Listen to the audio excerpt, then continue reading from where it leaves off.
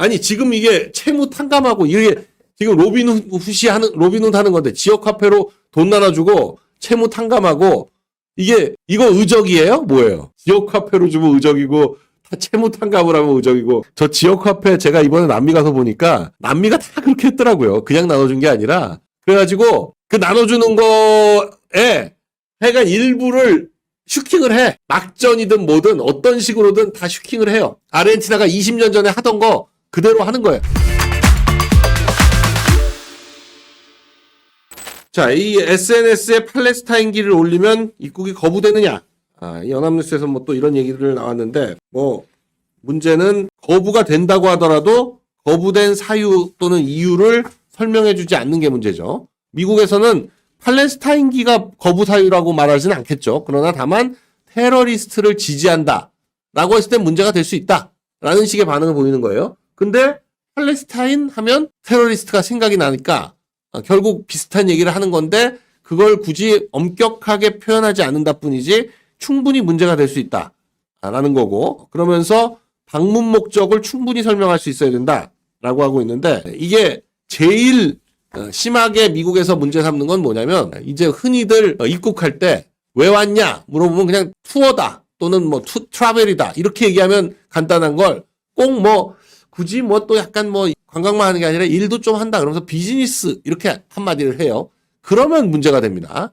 90일짜리 이스타를 받아가지고 미국을 들어가면서 비즈니스 얘기를 꺼낸다? 그러면 뭐 바로 문제가 됩니다. 그러면 무슨 비즈니스냐? 왜 왔냐? 뭐 어떻게 할 거냐? 라고 생각하기 시작하면서 거기에 제대로 대답을 못하면 너 좀 잠깐 딴 데 가 있어라. 세컨더리 해가지고 이제 세컨더리 쪽으로 이제 옮겨가는데, 그러면 이제 거기서 빠르면 뭐 한 2-3시간, 길면 24시간까지 잡혀 있으면서 온갖 상상을 다 하게 만드는 거죠. 그래서 자, 지금 사실 저거 보시면 윤 대통령과 관련한 반윤 집회 저런 거 할 때 팔레스타인 긴급 행동 뭐 이런 데들이 다 섞여가지고 했었는데, 저 깃발 날리고 하는 게 다 SNS에 올라가면 이 사람들은 이거 테러리스트를 지지하는 집회에 참석한 것이 아니야 이렇게 해석이 될 여지가 있죠. 그런 사람을 미국 입장에서는 굳이 입국시켜야 될 이유가 없는 거고, 그래서 자연스럽게 입국 금지가 될 수 있다 이런 말씀을 드립니다.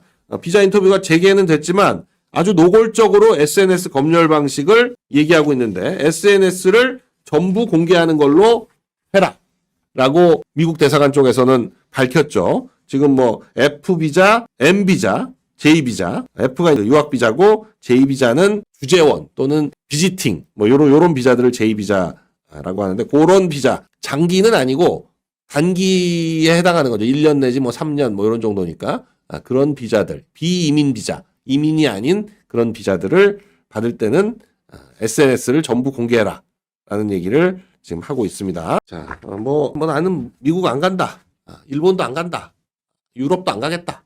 나는 한국에서 그냥 데모만 하고 살겠다. 그렇게 생각하면 뭐 신경 쓸 거 없죠. 마음 편하게 하고 싶은 거 하고 데모한 거 올리고 마음껏 트럼프 욕하고 하는 건 상관없는데, 그러면 대신 이제 선진국에 가는 거는 힘들어진다라는 걸 인식하고 자신의 미래가 어떻게 될지를 좀 알고 해야 된다. 나중에 생각이 바뀌어가지고 미국 유학이라도 가보겠다 이런 생각하고 있다가 옛날에 했던 행동들이 발목을 잡는 그런 일이 있을 수 있죠. 그 김민석 지금 총리 후보자 같은 경우도 예전에 미국 미문화원 방화 사건과 관련돼 있었나요? 뭐 하여간 그런 여러 가지 때문에 나중에 국회의원 되고 나서도 미국을 가는데 굉장히 어려움을 많이 겪다가 겨우겨우 갔었다. 뭐 이런 얘기들이 있습니다. 이게 정청래도 마찬가지고요. 네. 뭐 지금 하여간 그런 사람들이 주축이 돼 있는 당에 의해서 정권이 장악돼 있으니까 뭐 할 수 없지만 어찌 됐거나 결국 이제 좌파들이 본인은 그럴듯한 명분을 가지고 뭐 선한 명분이다라고 주장하면서 뭐 프롤레타리아, 피지배 계층 어쩌고 저쩌고 하여간 좋은 말은 다 갖다 하면서 결과적으로 목표는 자신이 권력과 금력을 장악하고 싶은 그런 욕구를 충족하기 위해서 명분을 내세우고 그러는 거죠. 뭐. 자, 한국 증시가 MSCI 선진국 지수 편입에 불발됐다. 관찰 대상국 등재에 실패됐다라는 얘기가 있어서 이게 한국 증시에 대한 우려 계속되고 있다라는 거죠. 최근에 3,100 뭐 이렇게 돌파하고 있는데 오히려 더 저는 우려가 된다. 한순간 바람이 불어서 지금 3-4주 만에 뭐 주요 증시들 중에 주요 세계 증시 중에 지금 상승률 1위를 기록하고 있는데 뭐 아무것도 달라진 게 없는데 갑자기 그렇게 올라가는 것 자체가 이게 무슨 이유이냐. 또 갑자기 올라가면 갑자기 떨어지게 돼 있죠. 그러니까 언제 또 떨어져서 개미들 피눈물 나게 할 건지 우려가 된다. 자, 김기현 의원이 김민석에 대해서 8억을 슈킹을 해놓고는 잘못된 게 아니다. 횡재했지만 투기는 아니다. 이게 허무개그다. 배추 농사에 투자를 해가지고 한 달에 450만 원을 받았다. 라는 식의 얘기를 하고 있는데 호텔 경제학보다 더 황당한 횡재의 비법이다. 농민들을 기만하고 놀린 거다 하는데 아니 배추 농사에 투자해가지고 매달 400만 원씩을 2억 원 투자해서 매달 400만 원을 받았다 그러면 배추 농사가 연이율 27%에 이르는 고수익 사업이다. 재밌네요. 2억 원 투자해서 월 450을 받을 수가 있으면 뭐 배추 농사가 아니라 상추 농사건, 화농사건, 마늘 농사건 간에 누구나 다 하고 싶겠죠. 근데 실제로 배추 농사를 해보면 알지만 2억 원을 투자해서 월 450을 받는 이건 그냥 누구한테 돈을 받았는데 그걸 핑계를 꿨다 또는 이자 받은 거다라고 하는 거랑 비슷한 게 얘기다. 김민석 근데 뭐 청문 보고서 채택을 안 하겠다라는 게 지금 국힘 의지지만 안 되면 그냥 본회의에 직권상정해서 표결해가지고 총리 바로 뽑아서 끝내겠다. 지금 그러고 있으니까 뭐 저런 뭐 자료도 안 내고 아무 말이나 막 하고 그런 청문회를 한 거죠. 자, 근데 지금 장관 후보자로 지명된 사람들도 만만치 않습니다. 정동영 같은 경우에 지금 통일부 장관으로 지명이 됐는데 이 양반도 이제 생계형 정치인으로 전락을 해서 영농형 태양광이라는 황당한 지원 법안을 내놨는데 보니까 그새 와이프는 태양광 업체 대표를 하고 있다. 자기 와이프를 위한 법안을 내놓는 영농형 태양광 발전사업 지원에 관한 특별법안. 꼭 이런 거 특별법으로 만들어가지고 하고 있는데 그걸 그러면서 자기 와이프는 태양광 사업체 대표를 하고 있다. 기가 막히네요. 기가 막혀요. 네. 생계형 정치인이다. 정치를 생계를 위해서 한다. 이런 거를 확인할 수 있는. 자, 이 고용부 장관의 민노총 위원장을 했던 기관사, 철도 기관사 출신의 김영훈을 고용부 장관으로 지명을 했는데 이 민노총 위원장을 하면서 한미 FTA를 폐기해야 된다. 한미 훈련도 하면 안 된다. 제주도 해군기지도 반대했다. 이런 반미 천안함 폭침도 의혹이 해소 안 됐다. 그러면서 재조사를 요구하고 이런 논란인데 지금 뭐 김민석이나 이종석이나 김영훈이나 전부 반미 친북 논란이 끊이지 않는 사람들인데 이 반미 친북 세력들한테 엎혀서 집권을 하다 보니까 그 사람들을 중용하지 않을 수 없는 지금 그런 상황이 돼가고 있습니다. 네. 아주 노골적인 민노총이야 뭐 저희가 뭐 계속 말씀드리지만 미국에서도 보고 있는 아주 종북 반미 대표적인 단체로 보고 있는 게 민노총인데 그 민노총 위원장을 고용노동부 장관을 시켰다.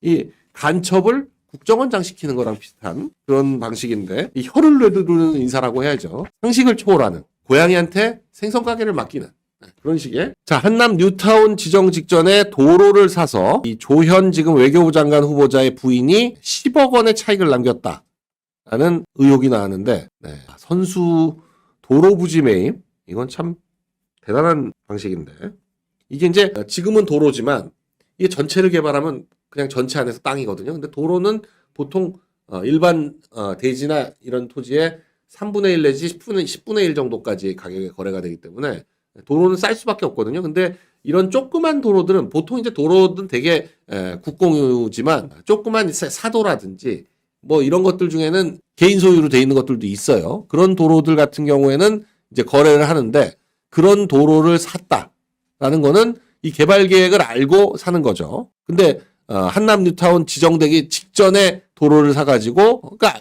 뭐 지정 정보를 알고 산 거죠. 알고 사가지고 나중에 또 팔았다. 대단합니다. 2003년 5월 한남 뉴타운 3구역으로 지정되기 5개월 전에 샀다. 이런 건데 아내가 부동산에서 듣고 샀다.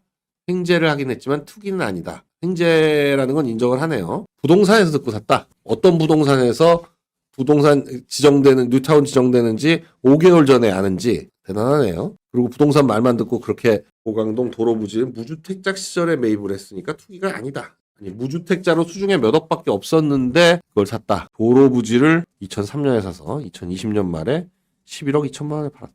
대단한 투자네요. 이런 식의 횡재를 보통 투기라고 얘기를 하는데, 투기를 횡재로 포장을 하는, 그야말로 내가 하면 내로남불이죠. 남이 하면 투기고 내가 하면 횡재 또는 투자. 횡재를 얻었는데 몰랐다. 아내가 복덕방에서 좋은 얘기를 들어가지고 그냥 한 것이 불가하다. 뒷동차네요. 네. 아니 뭐 배추 농사에 투자해서 2억 원 투자해서 월 450 받는 총리에 1억 원 주고 산 도로 부지를 11억 원에 파는 그런 대단한 외교부 장관. 여기는 누가 더 횡재하나. 횡재 경연대회. 누가 더 횡재할 수 있나. 횡재 경연대회를 하는 수준입니다. 횡재 경연대. 정동영은 부인이 태양광 대표. 외교부 장관은 부인이 도로부지 매매 전문가. 그리고 김민석은 배추 투기 전문가. 배추 투자 전문가. 네. 배추 투자 전문가. 대단합니다. 자, 김용현 장관이 구속 만기를 하루 앞두고 다시 또 구속이 됐습니다. 증거인멸 혐의로 추가 기소를 하면서 구속영장을 청구했는데 이걸 받아들였네요. 네, 증거인멸 혐의.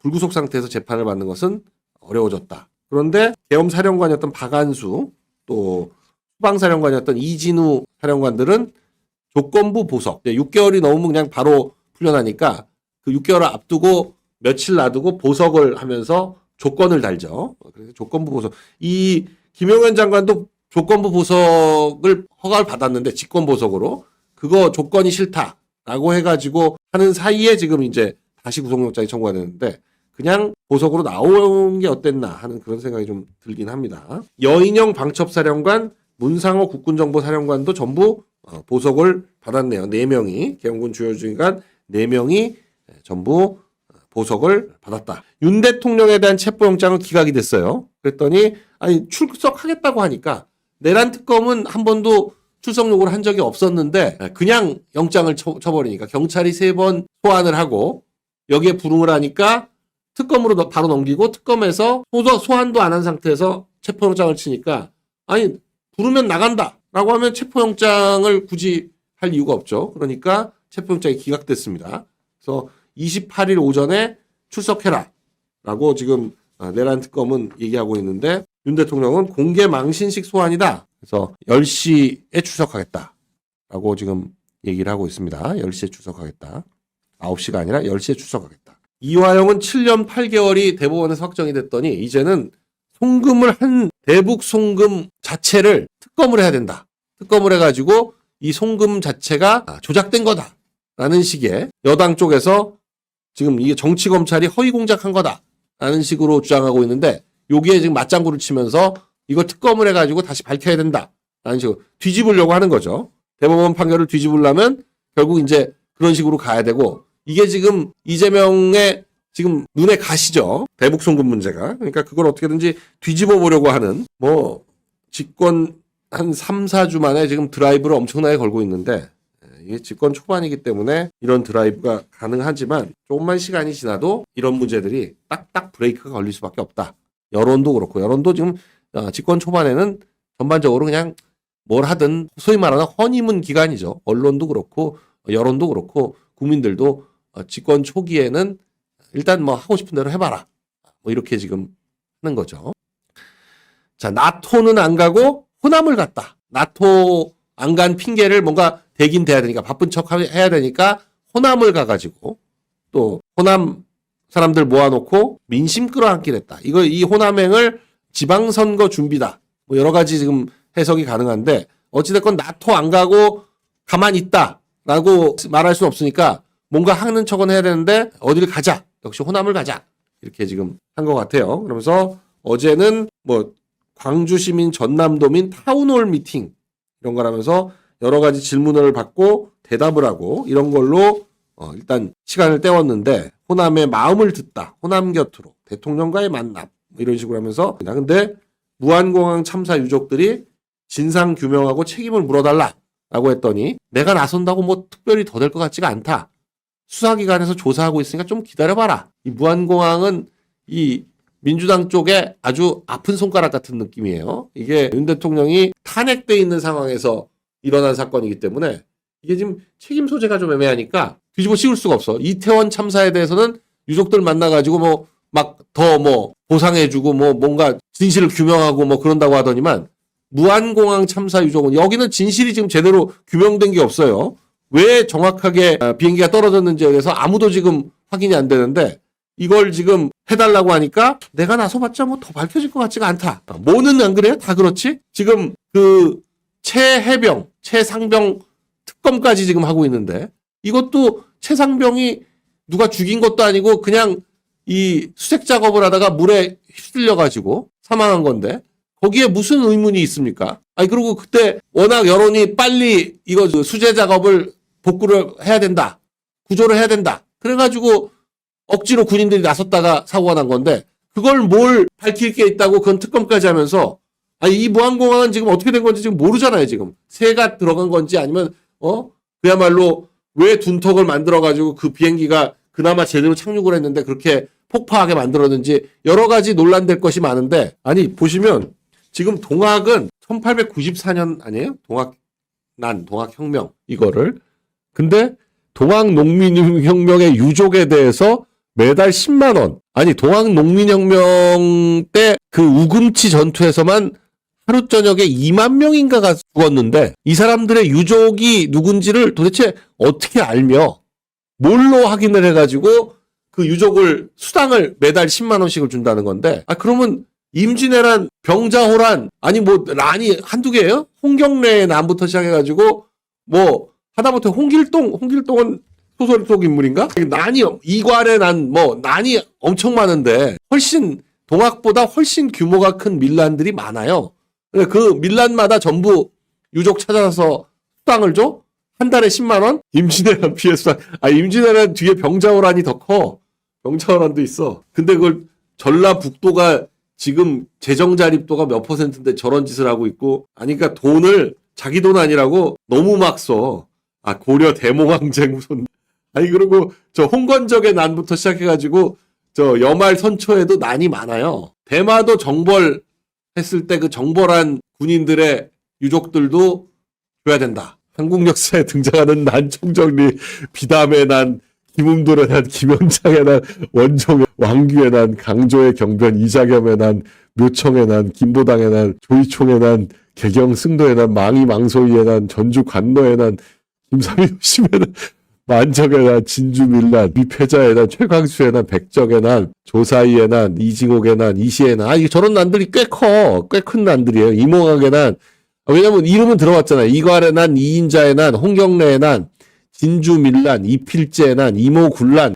자, 김용태 비대위원장의 임기가 30일에 종료가 됩니다. 그래서 이제 김용태가 물러나면 바로 전대체제로 조사를 한다. 전대체제로 넘어간다. 이렇습니다. 송원석 원내대표가 비대위원장 대행을 하면서 비대위원장을 하면서 된다. 이렇게.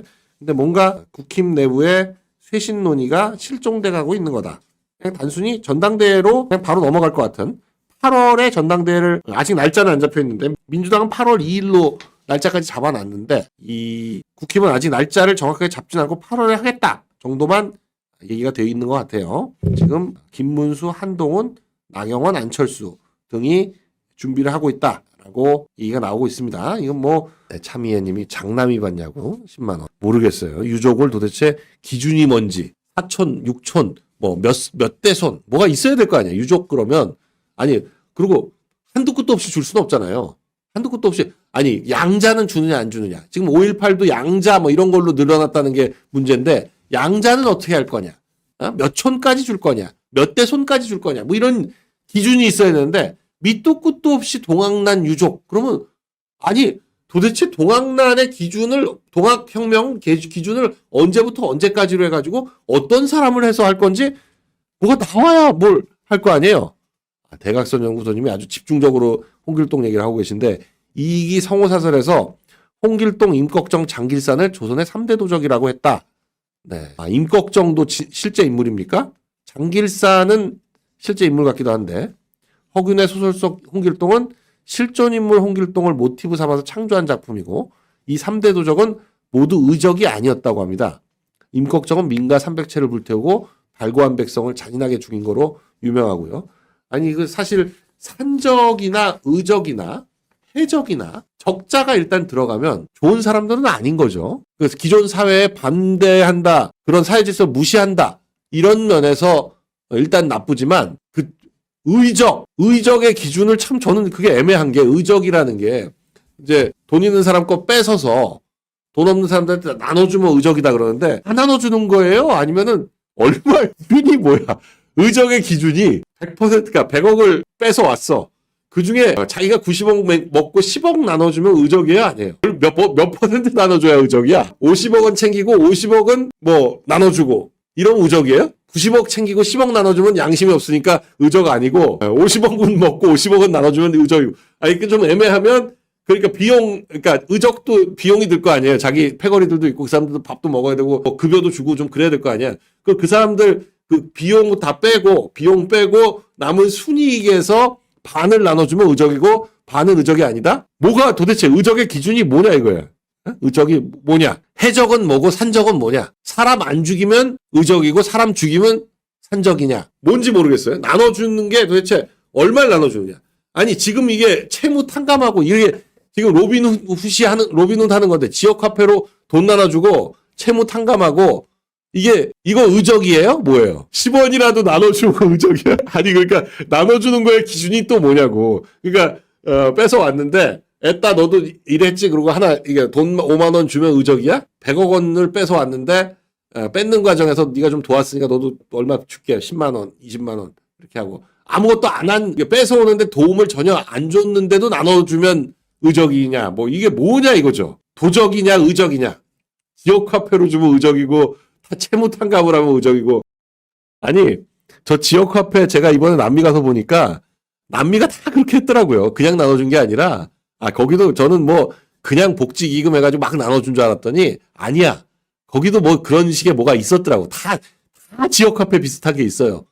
그래가지고 그 나눠주는 거에 하여간 일부를 슈킹을 해. 막전이든 뭐든 어떤 식으로든 다 슈킹을 해요. 괜히 하는 게 아니야. 저걸 해줘야 된다고 그 난리를 치는 이유가 뭐겠어요? 다 생기는 게 있는 거야. 그걸로 해서. 보조금 쿠폰 이런 거 줘. 아르헨티나가 20년 전에 하던 거 그대로 하는 거예요. 시위를 해야 보조금이 올라가니까 그냥 복지금 늘려달라는 게 시위. 2011년입니다. 저 기사는. 아르헨티나에.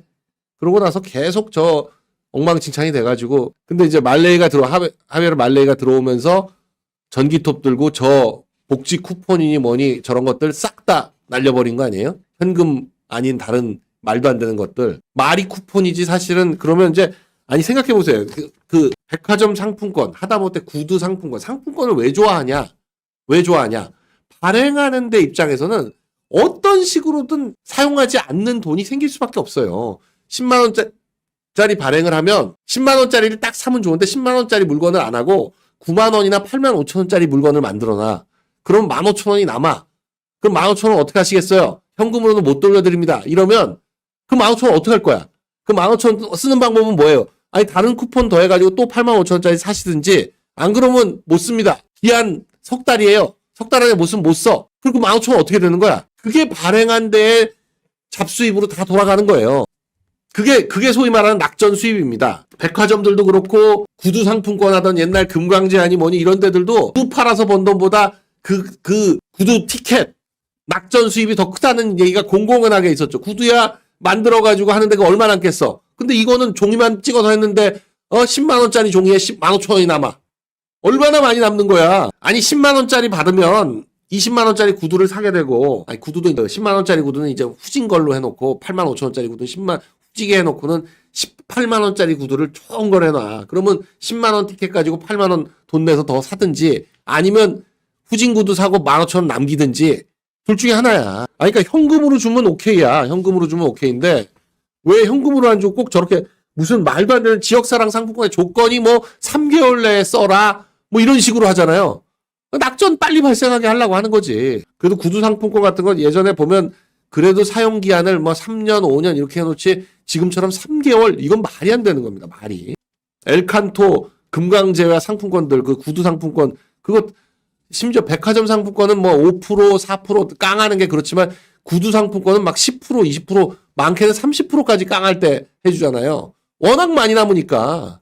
구두는. 백화점은 그나마 쓸 데가 많지. 신세계 백화점 같으면 그래도 이마트에서도 쓸 수 있고 뭐 어디서 자잘하게 쓸 데가 많지만 구두는 그 구두로만 사야 되는데 구두 가격을 누가 10만 원으로 해놓나? 8만 9천 원, 뭐 8만 8천 원 이렇게 해놓지? 그럼 12,000원 쓸 데가 없어.